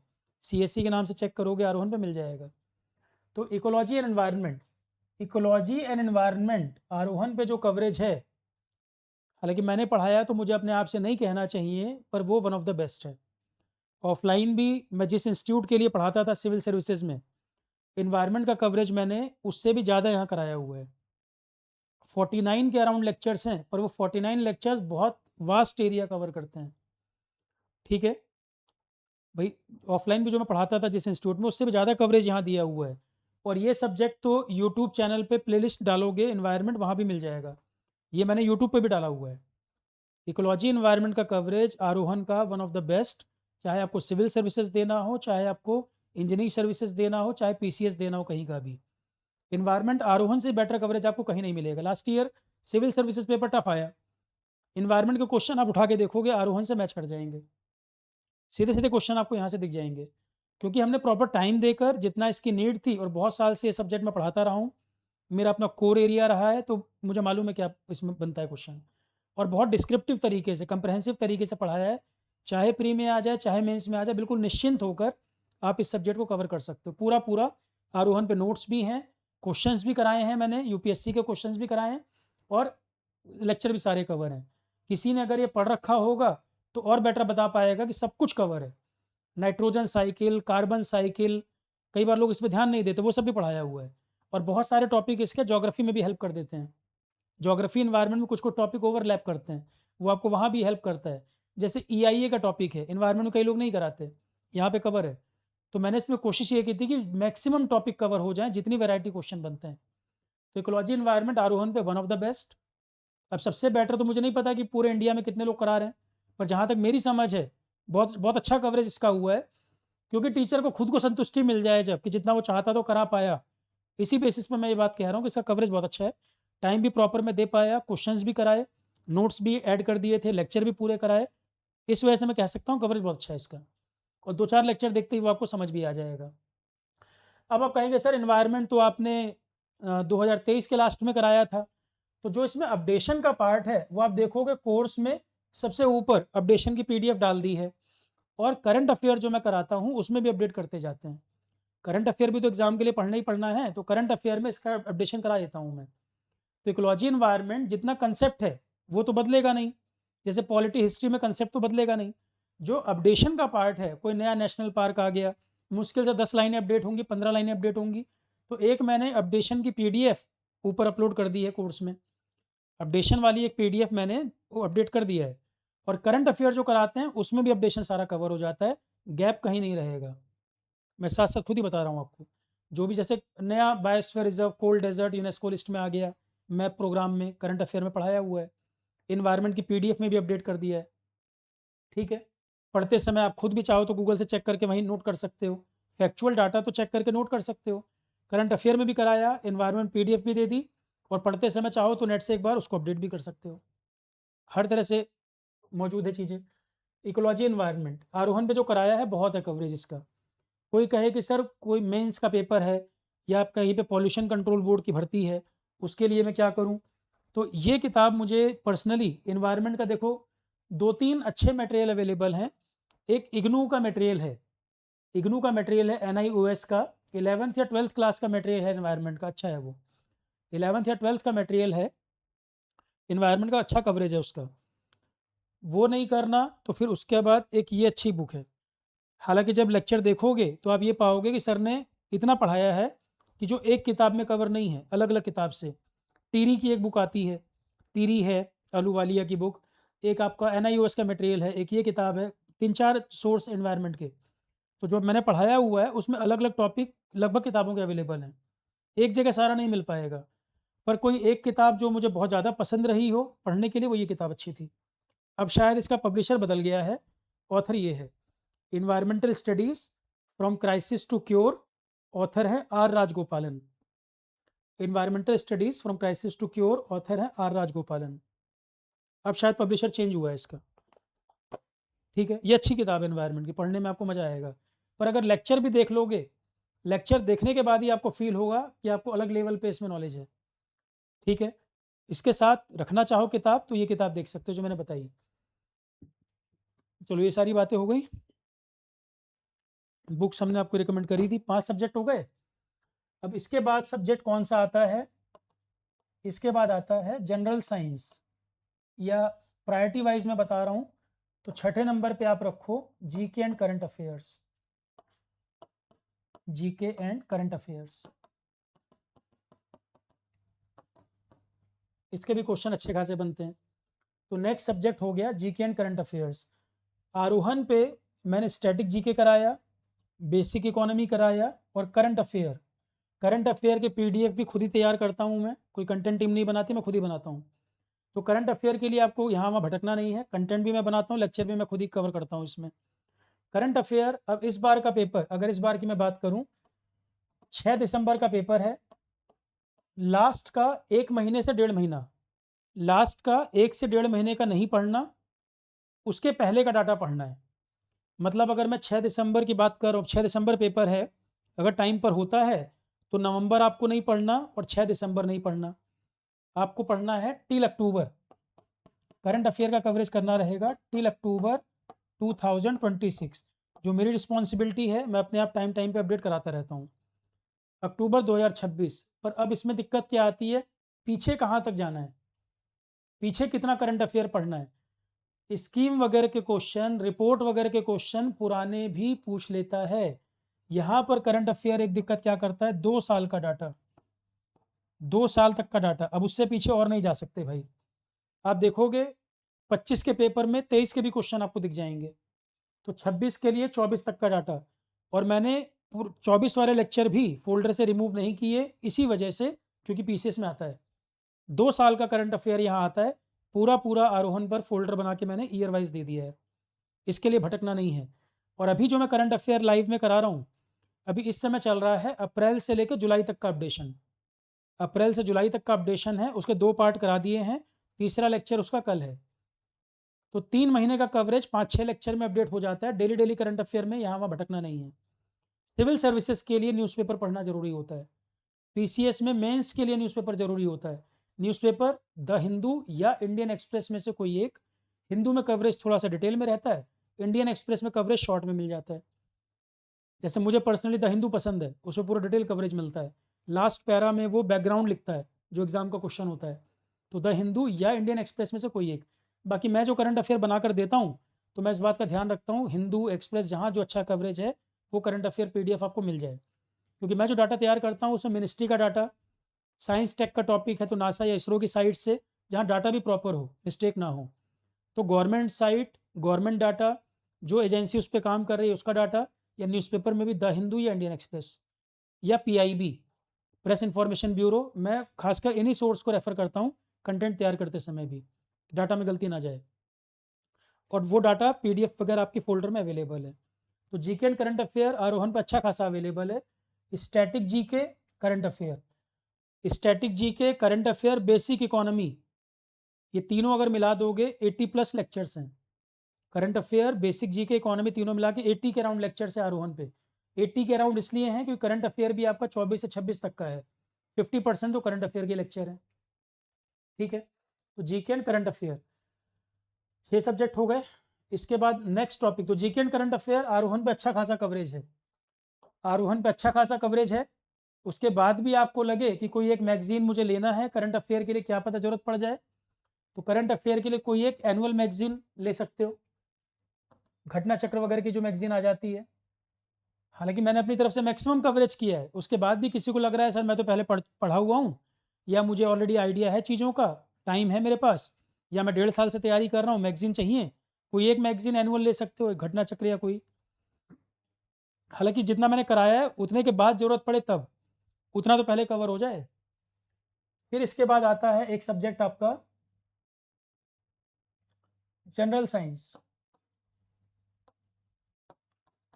जनरल साइंस के क्वेश्चन आते हैं एग्जाम में, ये इसमें आपका 10th लेवल का physics and chemistry, general science का मतलब है physics and chemistry up to 10th level,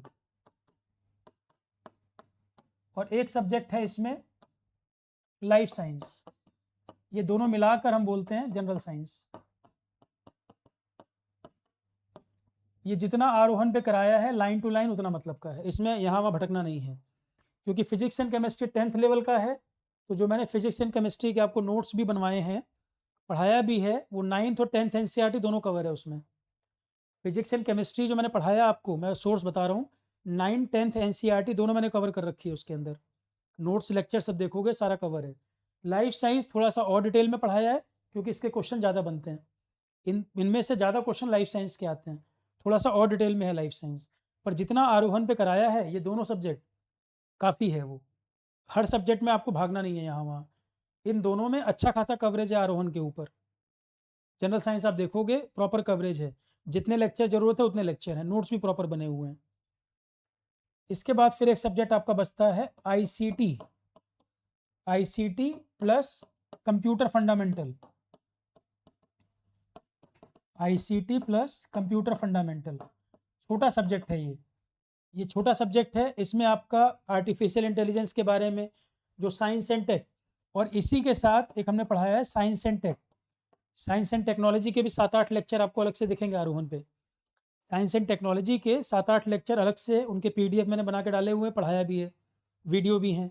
तो साइंस एंड टेक और ये आईसीटी का पार्ट, आईसीटी में जैसे आप पढ़ते हो ई गवर्नेंस क्या चीज़ है, आर्टिफिशियल इंटेलिजेंस क्या चीज़ है, ब्लॉकचेन टेक्नोलॉजी क्या चीज़ है, सुपर कंप्यूटर के बारे में, कंप्यूटर की अलग अलग जनरेशन जो रही अब कौन सी जनरेशन चल रही है, 4G 5G में क्या अंतर है, वाईफाई क्या होता है, वाईमैक्स क्या होता है, क्लाउड कंप्यूटिंग क्या है, नेट न्यूट्रलिटी क्या है, इंटरनेट ऑफ थिंग्स क्या होता है, 3D प्रिंटिंग का क्या मतलब है ना, स्पेस में कौन कौन सी ऑर्बिट्स हैं, PSLV रॉकेट क्या है, GSLV रॉकेट क्या है, लियो ऑर्बिट क्या है, GPS का क्या मतलब है, इंडिया के पास कौन सा नेविगेशन सिस्टम है, ये सब आपका इसी में कवर होता है। ICT science and tech computer fundamental, ये आपका साइंस एंड टेक का ही पार्ट मानता हूँ मैं पूरा। ठीक है, तो ये 8 सब्जेक्ट है जिसको मिलाकर GS बोला जाता है। अब सिलेबस ये उतना क्लियर लिखते नहीं है, पूछते सब हैं। अभी सिलेबस देखोगे ना तो साइंस एंड टेक प्रॉपर लिखेगा ही नहीं, ICT का नाम ही मेंशन नहीं करेगा, एग्जाम में पूछेगा। और ये सारे के बाद फिर बचता है UP state GS. UP state GS,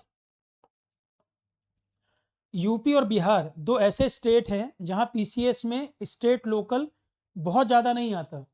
Rajasthan में लगभग 40% स्टेट जीएस आता है पीसीएस में। राजस्थान का जो पेपर होता है आरएएस का 40% खाली राजस्थान पूछता है। यूपी और बिहार में 15 से 20% आप मान सकते हो स्टेट के लोकल क्वेश्चन। यूपी बिहार में 15 से 20% स्टेट लोकल के क्वेश्चन हो सकते हैं, राजस्थान वाले में 40% तक होता है। तो यूपी बिहार में स्टेट जीएस रिलेटिवली कम आता है बाकी स्टेट की तुलना में। तो यूपी स्टेट के लिए कुछ तो मैंने पीडीएफ और लेक्चर कराए थे, बाकी घटना चक्र इसके लिए स्पेसिफिक लोकल किताब आपको घटना चक्र और पीवाईक्यू से भी कवर हो जाएगा। ये पीवाईक्यू जब लगाओगे उससे भी कवर होगा। तो घटना चक्र की बुक प्लस पीवाईक्यू, तो पीवाईक्यू तो सारे ही लगाने हैं, पहला टारगेट 8 साल। तो यूपी स्टेट जीएस के लिए घटना चक्र ले सकते हैं लोकल, एक घटना चक्र बुक, और पीवाईक्यू जितने लगाओ उतना बेटर है। इतना मिला के सिलेबस है पीसीएस का। ठीक है, इतना मिला के सिलेबस है पीसीएस का। आरोहण पे जो हमने कवर कराया था एक बार मैं आपको बता भी देता हूँ। आरोहण पे जो पीसीएस का बैच है, पीसीएस वाले जो स्टूडेंट देख सकते हैं, ये वाला बैच है पीसीएस का। बिहार पीसीएस के लिए भी ये बैच काम आ जाएगा और यूपी पीसीएस के लिए भी यही बैच काम आ जाएगा। फीस वगैरह यहाँ जो दिखा रहा है, अभी वो इंडिपेंडेंस डे वाला डिस्काउंट चल रहा है जो सेव 20% इसमें माइनस हो जाएगा। जो नए बच्चे भी हैं बता दूं मैं, यूट्यूब वगैरह पे देखेंगे, फीस इसमें 20% माइनस हो जाएगी सीधे सेव 20 कूपन अप्लाई करने पर। मैं फिलहाल यहाँ कंटेंट बताना चाह रहा हूँ। देखो इसमें जो कुछ और एग्जाम का भी कंटेंट मैंने डाल दिया था, पर मैं फिलहाल फोल्डर वाइज चलता हूँ इसमें। फोल्डर वाइज चलें सीधे। इंडियन पॉलिटी पहला सब्जेक्ट मैंने पॉलिटी बोला था, पॉलिटी की पीडीएफ, डिजिटल नोट्स, लेक्चर सब कुछ है इसमें। पॉलिटी में पूरा पूरा कवरेज है इसमें। इंडियन हिस्ट्री में 34 के अराउंड वीडियोस हैं, पीडीएफ सब है इसके अंदर। ज्योग्राफी सीक्वेंस भी मैंने वही बनाया है, polity, history, geography, geography India and world, 28 videos हैं, पीडीएफ भी है इसमें। 3 सब्जेक्ट हो गए। चौथा एनर्जी इन्वायरमेंट। एनर्जी इन्वायरमेंट में मैं आपसे कह रहा था कि अपडेशन की पीडीएफ ऊपर डाल दी है मैंने, ये देखो करंट अफेयर का जो अपडेशन पार्ट था इन्वायरमेंट का 2025 वाला अपडेट कर दिया है, 2026 वाला करंट अफेयर में ऑलरेडी करा रहा हूँ। ठीक है, तो इसमें क्लास नोट्स सारे लेक्चर एनवायरनमेंट के पड़े हुए हैं। एनवायरनमेंट का बहुत अच्छा कवरेज है इसमें, मेंस तक में भी काम आ जाएगा वो। एनवायरनमेंट के बाद फिर फोल्डर देखो डिजास्टर मैनेजमेंट, जो मैं जीसी लियोंग किताब की बात कर रहा था। डिजास्टर मैनेजमेंट पीडीएफ मैंने बना के खुद दी है, और ये एनवायरनमेंट का ही पार्ट मान सकते हो चाहे ज्योग्राफी का हिस्सा मान लो। डिजास्टर मैनेजमेंट एनवायरनमेंट का भी हिस्सा हो सकता है, ज्योग्राफी का ही पार्ट मान लो, या तो एग्जाम में आता है। अर्थक्वेक के बारे में, लैंडस्लाइड के बारे में सब बताया हुआ है, cyclone, flood, deforestation, avalanche. GK and current affair year भी देखो मैंने डाला हुआ है। जीके एंड करंट अफेयर में सितंबर 2024 से लेके 26 तक का पूरा कवरेज मैं आपको दे रहा हूँ इसमें, क्योंकि पीसीएस में 2 साल का पूछता है। यहाँ पे फोल्डर वाइज बना हुआ है। पहला फोल्डर है स्टैटिक जीके, बेसिक इकोनॉमी और 2024 के करंट अफेयर के लेक्चर। स्टैटिक जीके के लेक्चर डिफेंस के बारे में, स्पेस के बारे में, इंटरनेशनल ऑर्गेनाइजेशन के बारे में, United Nation, BRICS, SAARC, ASEAN, BIMSTEC, है ना। फिर नेशनल सिंबल्स के बारे में, फ्लैग, एम्बलम, सॉन्ग, एंथम, ये सब। उसके अलावा टाइगर के बारे में, या आपका ये स्पेस प्रोग्राम, इसरो का फॉर्मेशन कब हुआ, डीआरडीओ के प्रोग्राम्स कौन कौन से हैं, गवर्नमेंट की स्कीम कौन कौन सी हैं, यूनेस्को के साइट कौन कौन से हैं। अब यूनेस्को इस बार 45 नंबर साइट सारनाथ यूपी का है, क्वेश्चन बनने के चांस हैं। 100 number Ramsar site wetland UP का ही है, जयप्रकाश नारायण बर्ड सेंचुरी बलिया, वो भी ऐड हुआ, ये भी एग्जाम का क्वेश्चन बनता है। तो GK and current affair folder wise 2026 का करंट अफेयर अभी चल रहा है। अप्रैल से जुलाई तक का डाटा अभी करा रहा हूँ मैं इस समय, उससे पहले का करा चुका हूँ। लेक्चर नंबर 3 इसका कल होगा, जो अभी नई सीरीज चल रही है, और यहाँ पे प्रॉपर बना हुआ है सारा। ये 2 अगस्त को अभी क्लास हुई है, अब फिर कल क्लास होगी। तो ईयर वाइज फोल्डर बना हुआ है, और करंट अफेयर कब से कब तक का पढ़ना है बता ही दिया मैंने आपको। 2025 का भी फोल्डर बना हुआ है, 26 का बना हुआ है, 24 का भी है। 25 वाले में करंट अफेयर के लेक्चर कंबाइन करके पीडीएफ भी बना दी है। जो अलग अलग पीडीएफ थी लेक्चर वाइज, उनको कंबाइन करके कंबाइंड पीडीएफ भी डाल दिया है। 26 वाला भी जब पूरा हो जाएगा, वो भी कंबाइन करके एक पीडीएफ बना देंगे। लेक्चर वाइज तो पढ़ा ही है, कंबाइन करके भी दे देंगे उसको। ठीक है, जीके एंड करंट अफेयर हो गया। तो जो जो सब्जेक्ट बताए थे सीक्वेंस में, उस ऑर्डर में अवेलेबल है। जीके एंड करंट अफेयर के साथ में देखो साइंस एंड टेक के लेक्चर भी डाले हुए हैं। साइंस एंड टेक्नोलॉजी के लेक्चर भी डाल दिए हैं यहाँ पर। 8 लेक्चर हैं इसके, 8 वीडियो हैं। फिर लाइफ साइंस, जिसको हम स्कूल लेवल पे बायो कहते हैं, फिजिक्स एंड केमिस्ट्री 10 तक का एनसीईआरटी का पार्ट, ये अवेलेबल है। आईसीटी के लेक्चर्स, आईसीटी के बाद fundamental of computer, state exams के लिए जनरल हिंदी के पेपर्स वगैरह पढ़ें। अच्छा, हिंदी अभी कराया भी गया है, हिंदी अभी पढ़ाया भी गया है। हिंदी का मैक्सिमम पीडीएफ और लेक्चर सब ऐड कर दिए हैं। हिंदी अभी लाइव में कराया गया था ना, सत्येंद्र सर ने पढ़ाया था, हिंदी कंप्लीट हो गया है। उसके अलावा UP state GS, UP state GS 4-5 video इसके बनाए थे मैंने। 4-5 वीडियो यूपी स्टेट जीएस के बनाए थे, और एग्जाम के पहले कम से कम 2 वीडियो और ऐड करूंगा इसमें। 2 पीडीएफ 2 वीडियो मैं स्टेट जीएस के और भी बनाऊंगा। पर यूपी स्टेट के लिए आपको अपने से ऐड करना पड़ेगा। देखो 2 चीज़ें अपने से ऐड करनी पड़ेंगी, इकोनॉमी और यूपी स्टेट जीएस। कुछ मैंने दिया है, कुछ आपको ऐड करना पड़ेगा। क्या आरोहण वाला ये दोनों काफ़ी होगा? नहीं, इकोनॉमी और यूपी जीएस, इसमें आपको भी एफर्ट करना पड़ेगा। मैं अपनी तरफ से 1-2 लेक्चर और ऐड कर दूंगा यूपी जीएस में, क्योंकि और भी एग्जाम्स चल रहे हैं, तो उनके लिए भी टाइम बहुत जाता है। पूरा समय दे पाना कि यूपी में ही 20 लेक्चर कराऊँ, पॉसिबल नहीं है। जो हो पाएगा वो बता रहा हूँ, नहीं हो पाएगा वही बता रहा हूँ। इकोनॉमी और यूपी जीएस आपको अपनी तरफ से और ऐड करना पड़ेगा। सिर्फ आरोहण पर डिपेंड मत रहना उसके लिए। बाकी कवरेज आरोहण का बेस्ट है, कोई दिक्कत नहीं आएगी। एडिशनल टॉपिक वगैरह भी कुछ डाले थे मैंने, मिसलेनियस टॉपिक भी ऐड किए थे, ह्यूमन हेल्थ एंड सैनिटेशन के नाम से भी टॉपिक ऐड किए थे। मतलब मैंने पूरी कोशिश की कि और भी अगर टफ क्वेश्चन बनाने की तरफ जाए, तो ये भी हमने देखो कराया हुआ है कि टफ क्वेश्चन की तरफ भी चला जाए। जैसे स्टेट का पॉल्यूशन कंट्रोल बोर्ड का एग्जाम होता है, वहाँ पर भी ये टॉपिक बहुत काम आएगा, ह्यूमन हेल्थ एंड सैनिटेशन। जो लोग पॉल्यूशन कंट्रोल बोर्ड एग्जाम की तैयारी कर रहे होंगे, उसमें भी बहुत काम आता है ये human health and sanitation, disease का टॉपिक, वाटर प्योरीफिकेशन के तरीके, है ना, एयर प्योरीफिकेशन, ये सब इसमें कवर होता है। हालांकि पॉल्यूशन से भी इन्वायरमेंट में भी आता है, और इसमें कुछ और डिटेल में पढ़ाया हुआ है। उसके बाद जनरल इंग्लिश, ये भी दे रखा है, सीसेट में आता है। पुरानी टेस्ट सीरीज भी पड़ी हुई है, जीएस के क्वेश्चन एक्सप्लेनेशन आंसर सब है उसके अंदर। एक test series UPPSC polytechnic lecturer के नाम पे कुछ क्वेश्चन सॉल्व कराए थे मैंने जीएस के, तो जीएस के क्वेश्चन तो यहाँ भी काम आएंगे, इसलिए मैंने यहाँ दिया है। यूपीपीएससी पॉलिटेक्निक लेक्चरर के टेस्ट सीरीज में जीएस क्वेश्चन करवाए थे मैंने, वो क्वेश्चन आपके पीसीएस में भी काम आएंगे, इसलिए मैंने यहाँ दिया हुआ है।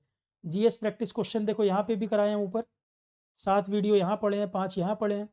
एप्टीट्यूड रीजनिंग भी दे दिया, सीसेट का पार्ट है। एप्टीट्यूड रीजनिंग तो 2-2 फैकल्टी का दिया हुआ है हमने, 2-2 फैकल्टी का दिया है, जो आसान लगे वो कवर कर सकते हो।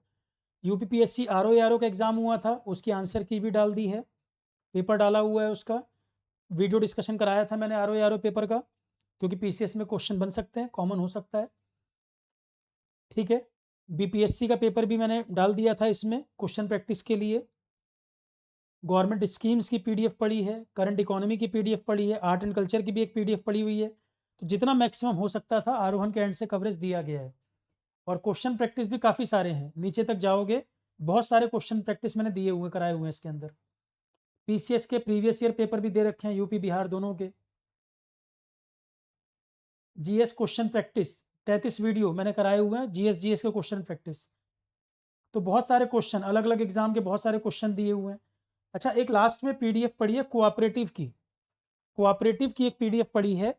यूपी सीआईएसबी का पेपर होना है यूपी कोऑपरेटिव वालों का, उसमें ये आना है, पीसीएस के लिए आप ना करें। मैंने लिखा भी है यूपी सीआईएसबी एग्जाम के लिए, क्योंकि मुझे ये लगा कि यूपी पीसीएस वाले कुछ बच्चे ऐसे होंगे जो कोऑपरेटिव यूपीसीआईएसबी का पेपर दे रहे होंगे तो इसके लिए अलग से बैच ना करना पड़े, कोऑपरेटिव वाला टॉपिक मैंने अपने आप ही इसमें ऐड कर दिया। ठीक है, तो क्वेश्चन आप देखेंगे अलग अलग एग्जाम के पेपर, एनडीए के पेपर, सीडीएस के पेपर, बहुत सारे एग्जाम के पेपर इसमें डाले हुए हैं और बहुत सारे पेपर मैंने सॉल्व भी कराए हुए हैं। तो क्वेश्चन प्रैक्टिस के लिए भी भटकने की जरूरत नहीं, बहुत सारे क्वेश्चन आपको यहाँ मिल जाएंगे। बाकी आप यूपी पीसीएस के पीवाईक्यू जरूर लगाओ, क्वेश्चन प्रैक्टिस बहुत सारे कराए हुए हैं, बाकी यूपी के पीवाईक्यू जरूर लगाने हैं पीसीएस के लिए। ठीक है, कोई कहे कि सर यूपी पीसीएस के पीवाईक्यू तो लगा चुका हूँ, तो बिहार पीसीएस के पीवाईक्यू लगा लो, कॉमन सब्जेक्ट तो नहीं बदलेगा, बिहार पीसीएस वाला भी काम आ जाएगा। तो यूपी पीसीएस या बिहार पीसीएस के पेपर आप लगा लो, बहुत है। उसके बाद इतने सारे क्वेश्चन मैंने करवाए हुए हैं, टेस्ट सीरीज दे रखी है, तो उससे ज़्यादा कहाँ क्वेश्चन कितने लगा पाओगे, बहुत कवरेज है। ठीक, अविनाश कह रहे हैं 2-3 वीडियो पहले से ऐड है बिहार पीसीएस के, 2-3 और ऐड कर दीजिए। अविनाश मैं पहले से कमिट तो नहीं कर रहा हूँ, मैंने बार बार बोला है स्टेट पीसीएस के लिए आपको लोकल जीएस के लिए कोई एक बुक अपने पास रखनी पड़ेगी। अब 90% काम अगर इंस्टीट्यूट करके आपको दे दे रहा है तो 10% जिम्मेदारी आपकी भी है। स्पून फीडिंग में बिलीव नहीं करता हूँ मैं कि कोचिंग का मतलब किसी को हैंडीकैप बना देना है, कि बिल्कुल ही 100% कोचिंग पर डिपेंडेंट हो जाएं। कोचिंग 90-95% काम अगर करके दे रहा है तो 5% आपकी भी जिम्मेदारी है, कोई एक आध टॉपिक आपको भी करना पड़ जाएगा। जैसे मैंने खासकर स्टेट जीएस के लिए बोला है, कुछ मैंने कराया है, टाइम मिलेगा कुछ और भी करा दूंगा, पर स्टेट जीएस के लिए आपको भी जिम्मेदारी लेनी पड़ेगी, कोई एक लोकल बुक स्टेट लोकल के लिए। और पीवाईक्यू जब लगाओगे उससे भी आपका स्टेट जीएस क्वेश्चन कवर होते चलेंगे।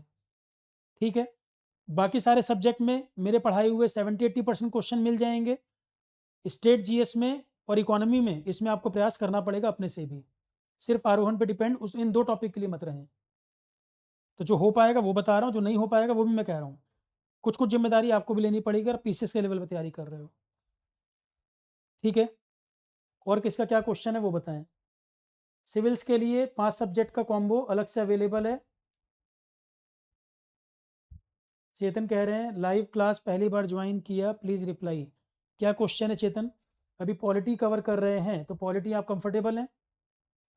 आप खुद कैसा सब्जेक्ट समझ में आ रहा है आप बताइए। मैं अपने आप से कहूँ कि अच्छा पढ़ाया है वो नहीं, आप खुद जो बताएंगे वही माना जाएगा। टीचर अपनी तरफ से प्रयास कर रहा है, पर किसी बच्चे को ज़्यादा समझ आया, किसी को कम आया, तो बेहतर है कि आप ही बताएं, दिक्कत है तो सॉल्यूशन निकालेंगे। लेक्चर जो जो कंप्लीट कर चुके हैं रिकॉर्डिंग में सब अवेलेबल हैं, आप लेक्चर कंप्लीट करें और डाउट पूछें। डाउट पूछने के लिए देखो मैं मेल आईडी दे दे रहा हूँ, नंबर भी दे दे रहा हूँ, नंबर पे व्हाट्सएप पे पूछ सकते हैं, क्योंकि कॉल करोगे तो कॉल रिप्लाई पॉसिबल नहीं होगा। कभी मान लो मैं कंटेंट बना रहा हूँ या क्लास में हूँ तो पॉसिबल नहीं है कॉल रिसीव कर पाना। व्हाट्सएप पे वॉइस मैसेज डाल दो या क्वेरी डाल दो, तो मेल आईडी है, यहाँ पर अपनी क्वेरी पूछ सकते हैं। किसी बच्चे को कोई डाउट हो, ऐसा नहीं है कि आरोहण का स्टूडेंट है तो ही डाउट पूछ सकता है, कोई और भी स्टूडेंट कहीं का भी स्टूडेंट हो, बच्चे सब बराबर है, कोई भी स्टूडेंट हो, उसे लग रहा है मेरी कहीं पर गाइडेंस की ज़रूरत है, तो मेल पे क्वेरी पूछ सकते हैं, saurabh.saurabh.pandey@gmail.com। नंबर मैं दे दे रहा हूँ, पर व्हाट्सएप ही करिएगा, कॉल नहीं पॉसिबल होगा रिसीव कर पाना। व्हाट्सएप कर सकते हैं, व्हाट्सएप पे वॉइस मैसेज डाल दो, चाहे क्वेरी लिख के डाल दो। ठीक है, और क्या कंसर्न है? तो जितने लेक्चर होते गए हैं रिकॉर्डिंग में सब अवेलेबल हैं। लाइव में अभी 2 चीज़ें रहेंगी, करंट अफेयर अभी लाइव में चल रहा है और जीएस के क्वेश्चन अभी और कराऊंगा लाइव में। अभी करंट अफेयर लाइव में चल रहा है और जीएस के क्वेश्चन लाइव में कराऊंगा, और स्टेट जीएस के कुछ कुछ लेक्चर ऐड होंगे। अब इसी महीने में हो जाएंगे ऐसा नहीं, इस महीने तो चलेगा आपका करंट अफेयर और कुछ जीएस की क्लासेस।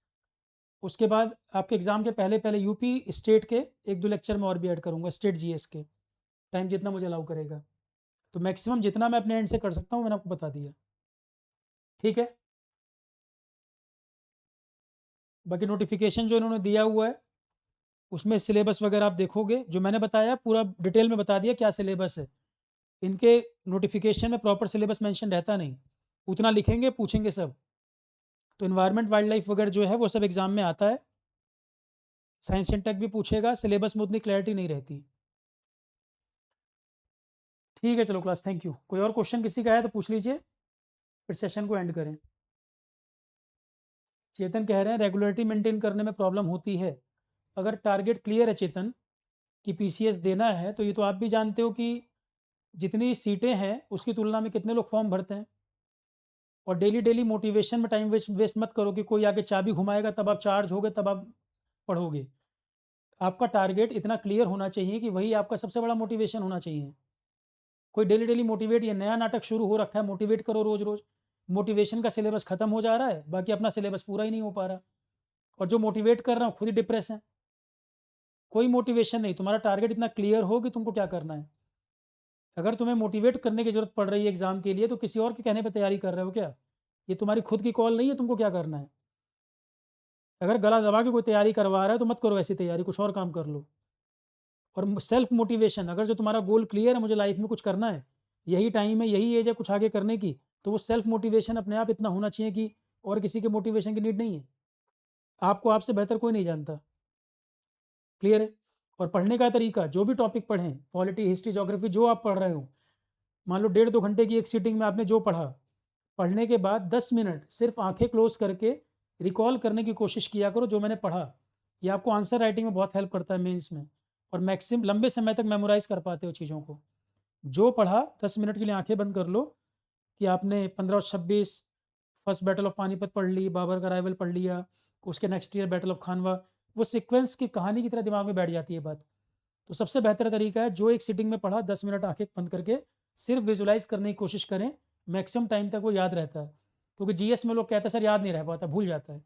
सेकंड नंबर पर आता है जो हम पढ़ें उसमें कोर पॉइंट, की पॉइंट को लिख लें रफ में। मैं शॉर्ट नोट नहीं बोल रहा हूँ, मैं बोल रहा हूँ उसको ऐसे लिख लें, लिखा हुआ भी याद रहता है। थर्ड नंबर पर आता है रीड करना और भूलना। सबसे बेटर है विजुलाइज करना, जो पढ़ें विजुलाइज कर लें। सेकंड नंबर लिखना, थर्ड नंबर है रीडिंग करना। ये सीक्वेंस होता है डाटा को याद करने का। क्लियर है? ठीक है, चलो सारी बातें हो गई। और रेगुलरिटी मेंटेन करनी पड़ेगी चेतन। लेक्चर देखोगे, लेक्चर समझ में आएंगे, नॉलेज कुछ गेन होगी, इंटरेस्ट आएगा पढ़ने में, रेगुलरिटी बनेगी। मोबाइल वोबाइल थोड़ा, नाते रिश्ते थोड़े से कम करके पढ़ने पे ध्यान दोगे तभी रेगुलरिटी मेंटेन होगी। जो डेली तुम्हारा फ़ोन बज जाएगा, कोई एक कहानी किसी ने सुना दी, पूरा दिन गया उसी में, कि बैठे हो किताब लेके ध्यान चल लगा है वहाँ पर। उस तरह की पढ़ाई कोई मतलब नहीं है। जो करो फोकस होके एक टारगेट बना के चलो। ठीक है? और पीसीएस वाली तैयारी कर रहे हो तो आर का फॉर्म आएगा, वो भी आप इसी तैयारी पे दे सकते हो। मतलब वो फॉर्म भर सकते हो जिनका 80% सिलेबस मैच करता हो। इस तैयारी पे 80% सिलेबस जिनका मैच करे वो एग्ज़ाम आप दे सकते हो। ठीक है, चलो क्लास, थैंक यू। अब इसके बाद कोई भी डाउट है ऐप पे क्वेरी में पूछ लीजिएगा या यूट्यूब में कमेंट सेक्शन में। किताबों की लिस्ट मैं यूट्यूब डिस्क्रिप्शन में डाल दूंगा, बैच लिंक भी शेयर कर दूंगा, किसी को नीड हो देख सकता है। Thank you all of you.